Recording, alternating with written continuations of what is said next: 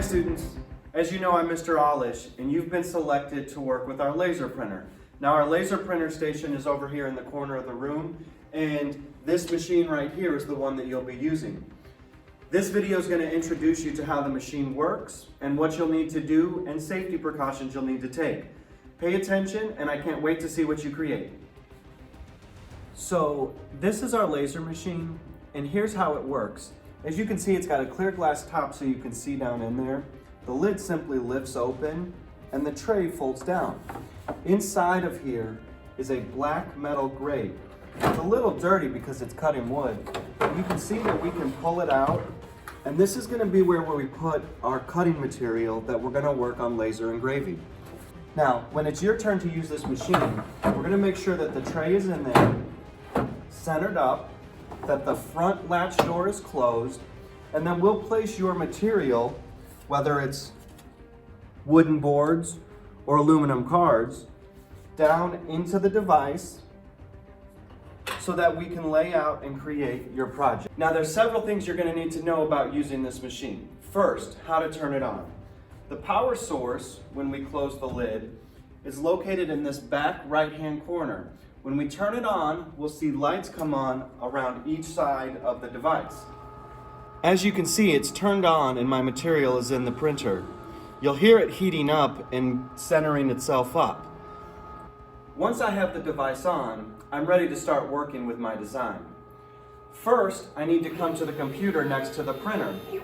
As it centers itself and gets ready to print, I've got to load my design into the computer. Now, you should have shared your design with me by now, and if you have, then I'll have pulled it up and it'll be ready to go on here for you. Let me show you how the software works so that you can make the program ready to actually print onto the laser.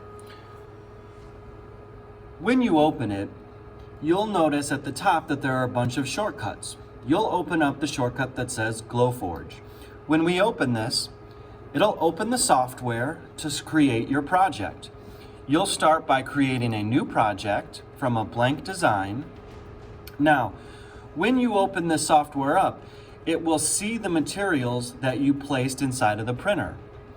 In order to print, we need to load your artwork. Now, Mr. Alish will have downloaded this for you by now, and if he hasn't, he'll show you how to do it when it's time. But once you have your material and your artwork loaded up, he will drag your artwork and drop it in to the software. When the software loads your artwork up, you're going to see it outlined on the cutting board. It will likely start larger or smaller than you need, and you'll have to resize it to put it and lay it out on top of your materials. Once you have your artwork laid out where you want, make sure that it's aligned correctly with how you want it, and then we have to set the settings. Depending on your settings and your material, Mr. Alish will help you select the correct material so that it can give you the settings you want to print. The printer can do 4 specific things. It can engrave, which means to etch into the wood. It can cut, which means to go through the wood entirely. It can score, which means to slightly etch a single thin line around your object, or you can tell it to ignore certain shapes. This is good for cutouts and adding overlays. In most of our cases, we're going to be engraving, and it will come with default settings. Now, if your material is custom, Mr. Alish will help you set that setting. Once you've chosen your style and your material, you ensure that your artwork is exactly where you want it, and then you're going to hit print. You'll notice the printer head moves and finds your material based on what you told it. When it resets to the position, it'll be ready to print. Your computer screen will tell you that it's preparing to get your artwork ready and calculate its precise movement. Your artwork may shift at this point. If it does, simply drag it and replace it where it's at. Then it'll tell you how long your print's going to take. If this is longer than the time you have left in class, Mr. Alish will finish the print for you. If there's enough time left in class, you'll be able to at least start it and finish it before class leaves. Either way, when you are ready to start printing, you come back to the machine And you'll see that the white button in the front right-hand corner is highlighted and flashing. When it's there, you simply press it,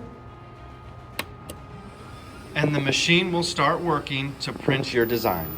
Don't forget though, before you push this white button to print, make sure you come underneath the table here and turn on the vent fan. Otherwise, the smoke from cutting and burning the wood in the machine will flood into our room. So the most important thing you have to remember is to turn on the vents before cutting your material. Mr. Alish will help you remember this, but it's your job to know the safety of this machine. Never put your hands in here unless the computer says it's ready to be opened. Always turn the vent fan on first, and always get Mr. Alish's permission before using the machine. I can't wait to see what you guys create. Good luck.